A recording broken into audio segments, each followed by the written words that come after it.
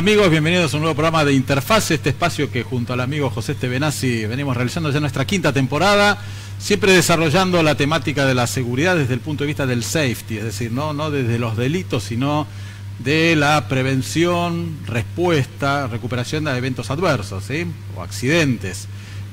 Como siempre, con un invitado con una especialidad en particular con la temática que vamos a hablar hoy.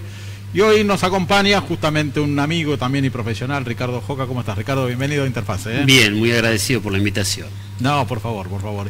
Vamos a estar hablando sobre la seguridad operacional en la actividad aérea, ¿no? Efectivamente, sobre este tema vamos a... Una temática que, desde el punto de vista de la gestión de emergencias y desastres, tal vez uno siempre refiere o piensa, ¿no?, en el gran terremoto, en la gran inundación, pero los accidentes dentro de los medios de transporte y en el aéreo en particular también ocurren, no muy seguidos, seguramente como nos vas a estar contando, pero tienen una frecuencia muy baja, pero muchas veces un impacto muy alto, ¿no? Porque exacto, una alta intensidad. Una alta intensidad, de frecuencia y severidad podemos hablar, ¿no? Exactamente. Sí, y especialmente, antes que empezar a desarrollar, un poco contanos cuál es tu relación con la actividad aérea, ¿no? Bueno, yo he estado vinculado en la actividad aérea, digamos, desde mis primeros años, porque mi padre fue piloto profesional, y bueno, yo de algún modo, en forma paralela, continué mi carrera aeronáutica.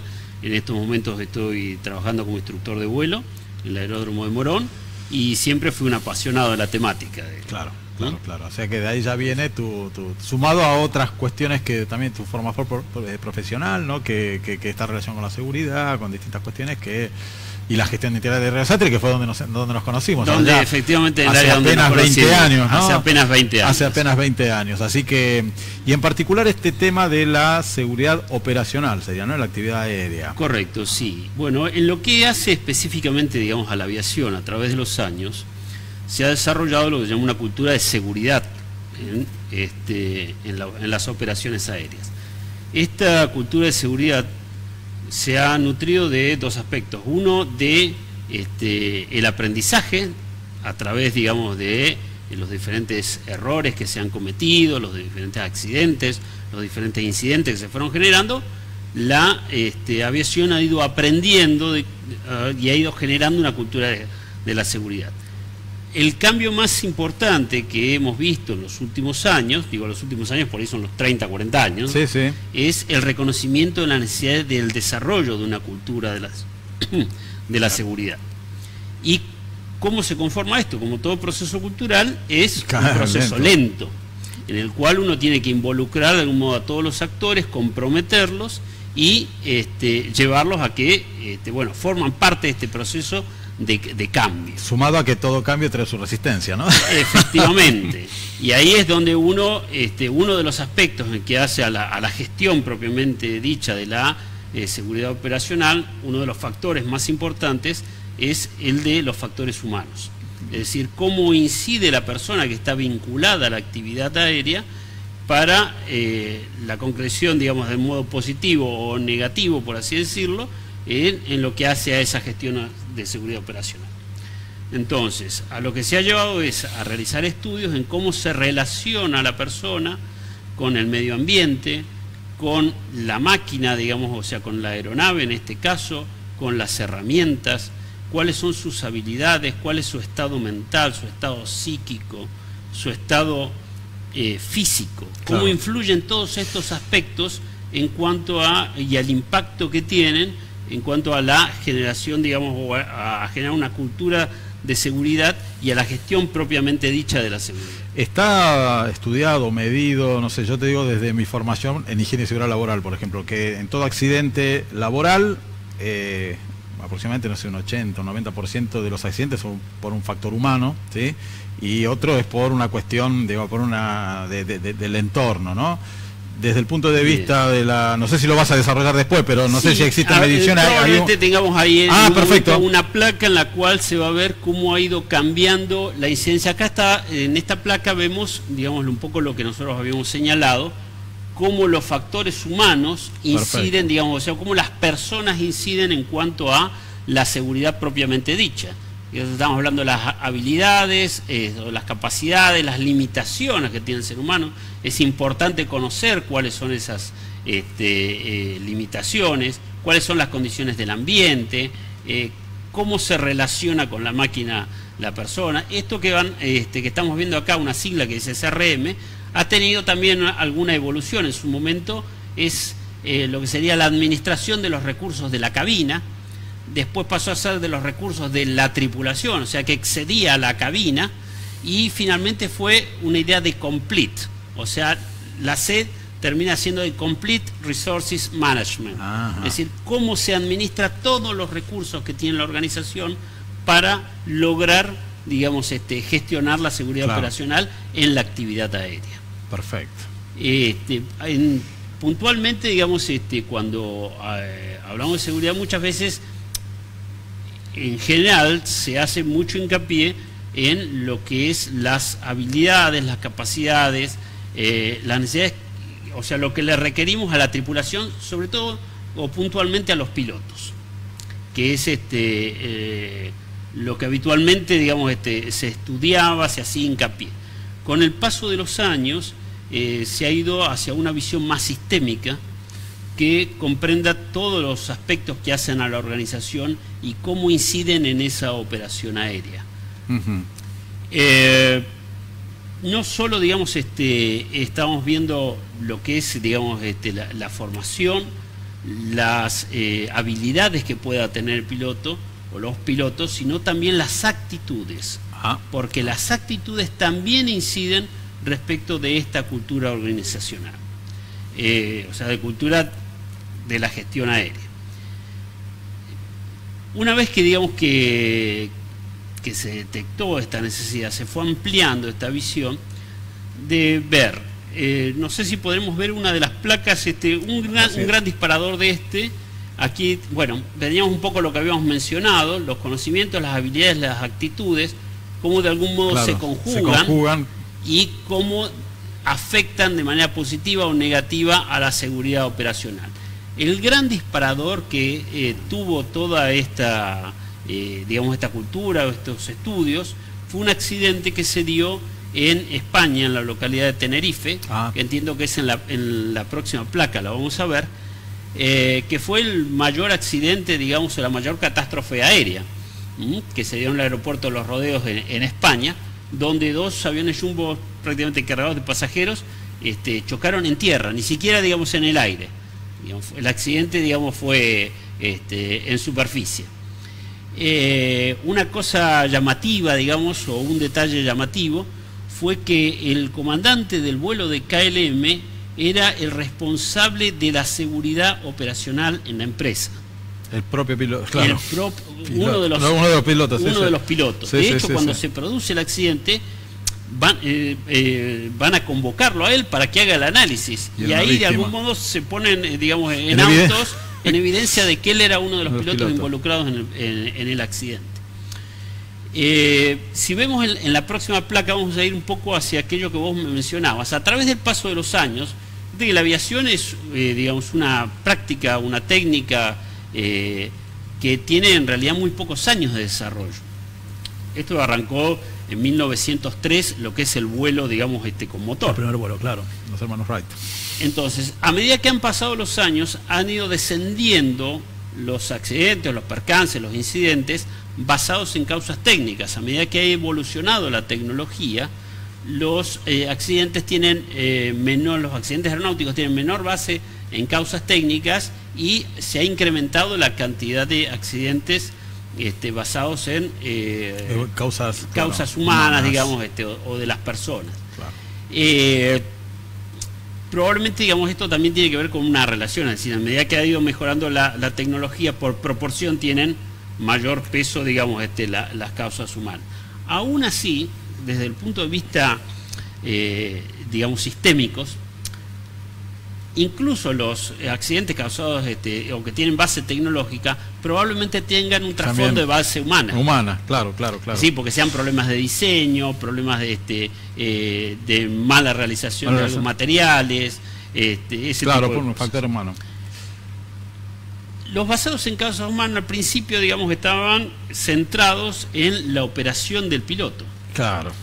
Muchos de los informes de accidentes aeronáuticos concluían por lo menos en nuestro país, y en otros también, digamos, pero digamos nosotros lo hemos podido ver claramente, en una suerte de dictamen que decía mal uso de los mandos. De los mandos del avión. De los mandos del avión. O sea, claro. El piloto era el responsable final de esa situación. A través de los años esto ha ido cambiando y se ha ido mejorando, digamos, ese tipo de análisis para llegar a algo más completo que abarca a toda la organización. Claro. De hecho, este análisis, digamos, de las cuestiones empezaron a correrse de la cabina, abarcaron a toda la tripulación, fueron a mantenimiento y abarcaron incluso a la organización desde el punto de vista administrativa, a la organización de la logística que rodea la operación. Hablando así de este sistema, ¿no? Como bien hablas, también claro. Se considera a los, no sé si el término es los operadores, digamos, de torre y todas esas cuestiones, ¿no? Correcto, claro. sí, todo. Muchas veces antes estaba apuntado al piloto, nada más. Apuntado básicamente al piloto. Claro. Al principio, una vez resueltas las cuestiones tecnológicas, claro. Se hizo hincapié, digamos, en la operación. Eso también, de algún modo, iba incidiendo en la forma en que se capacitaban los pilotos, en los requerimientos que se le hacía a los pilotos. El piloto terminaba siendo así como una suerte de semidios que estaba a cargo de toda la seguridad de la operación. Claro. No formaba parte de un equipo, sino que él dirigía y tenía todo, toda la responsabilidad. Claro. A medida que esto fue cambiando, que la tecnología empezó a ayudar a los pilotos a volar, se le empezó a pedir que trabajase en equipo no solo con la tripulación de a bordo, sino en equipo con el personal de tierra, claro. Ya sea de la propia compañía como de la logística, digamos, decir, de los controladores, de los operarios de rampa, diferentes. Bueno, cuando se le pidió que se integre, ese piloto, además de volar, tuvo que empezar a saber trabajar en equipo, saber conducir, saber tener empatía, relaciones interpersonales. Claro. O sea, ya le estamos pidiendo mucho más. Pero por el otro lado, la tecnología lo estaba empezando a ayudar. Tenía que de alguna manera dejar... Empezar a delegar lo que era la operación propia de la aeronave para empezar, digamos, a conducir un equipo, a tomar decisiones y a tener ciertos criterios de operación y empezar a estandarizar.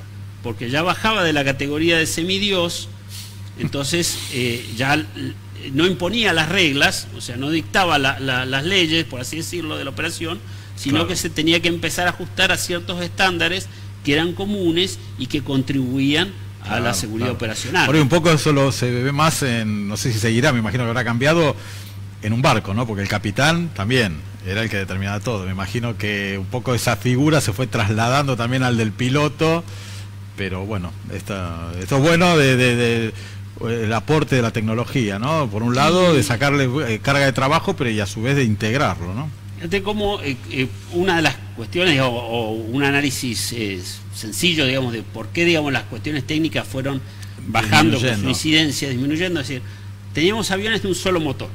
Bueno, el motor a veces fallaba. Entonces, ¿qué hicimos? Le pusimos 2 motores. A veces fallaba, le pusimos 3, le pusimos 4. Entonces, distribuíamos la probabilidad, digamos, de fallo. Claro. Teníamos un piloto en la cabina.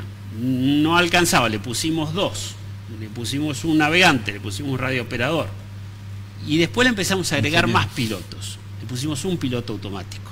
Entonces tenemos 2 pilotos más el automático, después le pusimos 2 pilotos automáticos, pues 3 pilotos automáticos por la duda que fallara el segundo o el primero. Claro, todos sistemas redundantes, ¿no? Todos sistemas redundantes, pero al bajar la carga de trabajo, por un lado, implicaba que el piloto tenía que desarrollar otras habilidades y tener otras actitudes.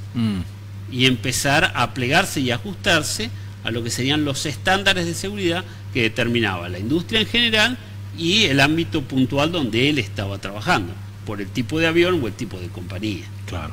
Entonces, esto ha ido haciendo, digamos, que bajen.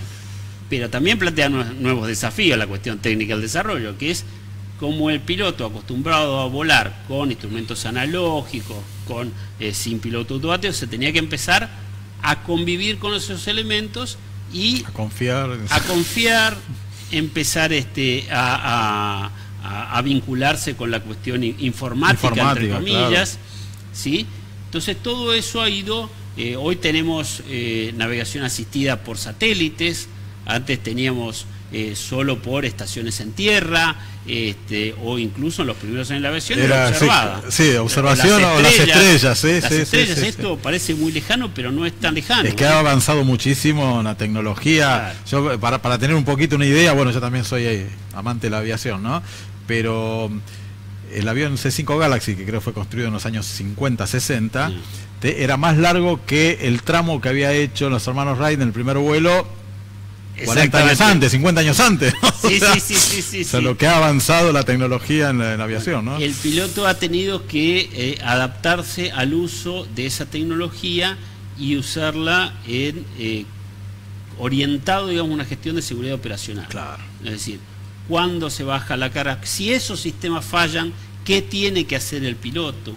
Como a veces la tecnología puede fallar, entonces el piloto tiene que degradar, por así decirlo, digamos, a cuestiones mucho más básicas, pero también tener la habilidad de volar el avión sin instrumentos, claro, sin todo ese apoyo. Exactamente, y eso puede fallar. Si bien hay, como bien decías, sistemas redundantes, pero bueno, todo claro, puede fallar y de repente tal vez va perdiendo, no sé si, me imagino que no, pero la habilidad de volarlo en forma manual, eso sucede. Claro. Hoy hay toda una vuelta de eso a partir de un accidente que tuvo Air France en el norte de Brasil.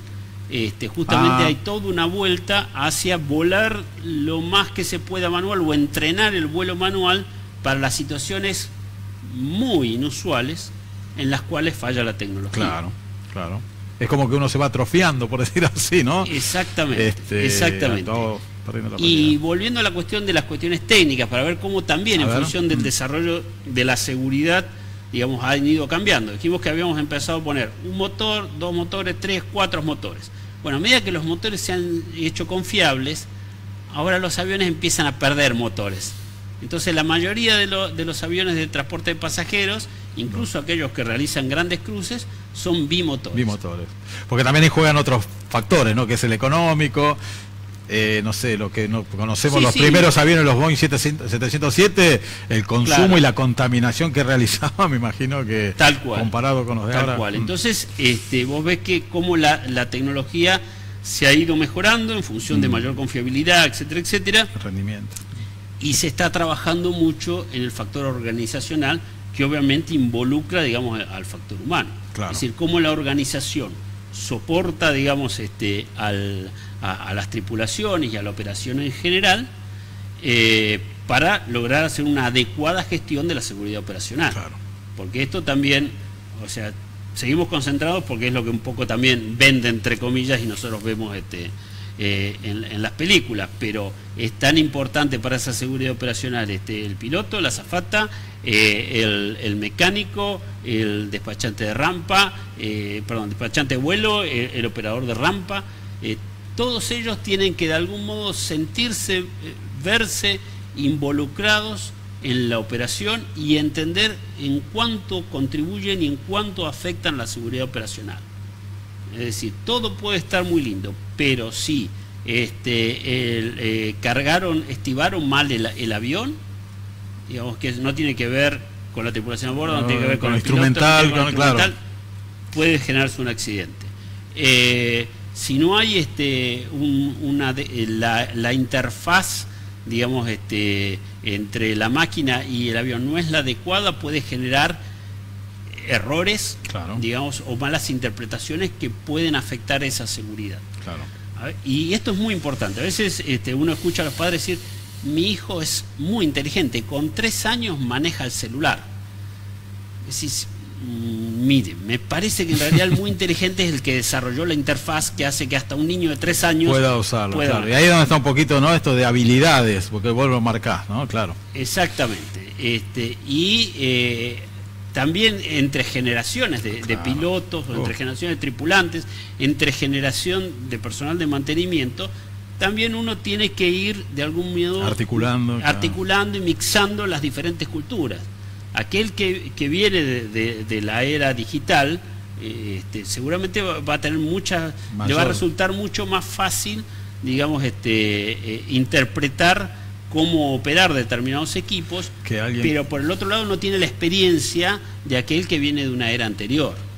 Claro. Entonces ambos tienen que hacer un esfuerzo para contribuir a esa seguridad operacional. Claro. Ambos tienen que nutrirse mutuamente. Es importante. Sí, hablando un poco, me recordaba de este problema de cómo disponer la carga en un avión. Hay un accidente que fue filmado con un 747 que se lo ve como despega y cae, que justamente se había soltado la carga, y bueno, ahí por más que uno tenga la capacidad... De Irak, creo. Irak, sí. Sí, por eso, digamos, el compromiso es organizacional. Acá estamos viendo lo que llaman el modelo Shell, que, digamos, Shell es una sigla que está mencionando software, diferentes elementos, y cómo se integran, o el ser humano se relaciona con todo aquello que lo rodea, y de qué manera incide en la seguridad operacional. Es decir, el equipamiento, las máquinas, el hardware, el software, los procedimientos, la simbología. Esta cuestión de la simbología afecta, ¿no? A veces uno dice iOS o Apple. El otro, bueno, ahora no me sale. Sí. Bueno, tienen diferentes simbologías. Claro. Y vos decís, che, a ver, ¿esto cómo es? Bueno, el esto cómo es en una operación aeronáutica es complejo. Android, exactamente. y yo. Sus relaciones humanas, digamos, sus otras relaciones en su entorno, su familia, sus compañeros de trabajo, el clima de la empresa organizacional, y después el ambiente, cuanto a lo que es la meteorología, digamos, el entorno a toda la operación. Claro. Todo esto incide. Este modelo lo que hace es tener en cuenta cada uno de los elementos y analizarlos, a ver cómo se puede de algún modo eliminar o mitigar los riesgos en esa condición, en ese entorno. Cómo se puede hacer para contribuir a mejorar la gestión de la seguridad operacional en la actividad aérea. Que estamos hablando de un sistema, ¿no? Que son distintos componentes, que cada uno tiene su característica y su función, pero a su vez tienen que interactuar a la vez. Exactamente. Claro. Es decir, cuando el piloto, digamos, mueve con la mano, levanta la perilla equivocada o el switch equivocado, lo que se analiza hoy no se dice, bueno, se equivocó, o sea, no hizo un mal uso de los mandos, sino por qué se llegó a esa circunstancia. Claro. Es decir, bueno, eso también, ¿no? Creo que a partir de cada accidente aéreo que se hace una investigación, se sacan, o sea, no se está buscando al culpable, sino que justamente se tratan de encontrar... Justamente la Junta de Seguridad del Transporte, que ahora es más abarcativa en nuestro país. Antes estaba la Junta de Investigación de Accidentes Aéreos. Hoy se convierte en Junta de Seguridad del Transporte, que investiga tanto lo aéreo, lo naval, digamos, lo naval o terrestre. O lo terrestre. Claro. Entonces, la idea es que la investigación sirva para que aprendamos y para mejorar nuestra cultura de seguridad. Claro. No tiene una finalidad de tipo punitivo. Claro, exactamente. Que es lo que siempre se cree, ¿no? Al contrario, bueno, a ver qué pasó para que no vuelva a pasar. ¿Sí? Exactamente, lo que se trata es de cómo administramos el error para que sea un factor positivo y que nos permita aprender, digamos, de una mala experiencia. Exacto. Y cómo vamos, digamos, incrementando nuestras capacidades, habilidades y conocimientos. Exactamente. Creo que con el tiempo lo más difícil va a ser mejorar las actitudes. Claro. Porque bueno, esto el ser humano las arrastra. Porque el conocimiento lo podemos tener, la habilidad es saber aplicar ese conocimiento, pero la actitud, bueno, va en cada persona. Ese factor humano también se trabaja, claro. y las empresas de transporte aéreo están obligadas, digamos, así como los tripulantes, a recibir capacitación en forma anual sobre estos aspectos. Claro, o detectar, ¿no? Algunas posibilidades. Han habido unos casos de pilotos que se suicidaron, ¿no? Siendo pilotos, ¿no? Sí. Ahí son casos particulares, son por ahí, casos ¿no? Pero muy particulares, pero bueno, también tiene que ver justamente, en parte yo creo que tiene que ver con la confianza, digamos, en las personas que tenía ese sistema puntual, que era en Alemania, digamos. Sí. O sea, estamos hablando... Claro. O sea, esto sucedió en Alemania, digamos, con una línea aérea alemana. O sea, el piloto iba a hacer su chequeo médico, iba a la empresa, entregaba el apto y continuaba volando. Claro. Este piloto puntual fue a hacer chequeo médico, le dio que no estaba apto, y en el interín, entre que se le vencía el apto que ya tenía y tenía que presentar el siguiente para seguir volando, se produce. Aún así, de ese mismo accidente se aprendió y se modificaron muchas procedimientos, claro. Así como se aprendió del mismo 911. Exacto. O sea, hay cosas que pasaron después del 911 que se modificaron. Entonces, parte de la formación del piloto, que es un poco lo que un poco a lo que me dedico, tiene que ver con esto, con generarle en la persona una cultura de la seguridad y tener un criterio aeronáutico de qué hacer, qué no hacer y cómo hacerlo. Aquí lo que estamos viendo es una serie de, que es la historia del aprendizaje, de cómo se fue, digamos, avanzando en el análisis del manejo de los recursos que tenían cada área. La primera habíamos hablado del captain o cockpit, que luego se transforma en la tripulación, el Crew Resources Management, se incorpora al personal de mantenimiento, al personal técnico, luego se amplía más y se incorpora también a la compañía en general, a la organización, y finalmente se integra todo con la misma sigla CRM. Se habla de un agerenciamiento, una administración completa de todos los recursos de la empresa, orientados a la gestión de la seguridad operacional. Esto es un poco, digamos, lo que quería compartir con vos y con la audiencia en cuanto a cómo ha sido en forma muy sucinta. Hiciste una síntesis de 50 años en más.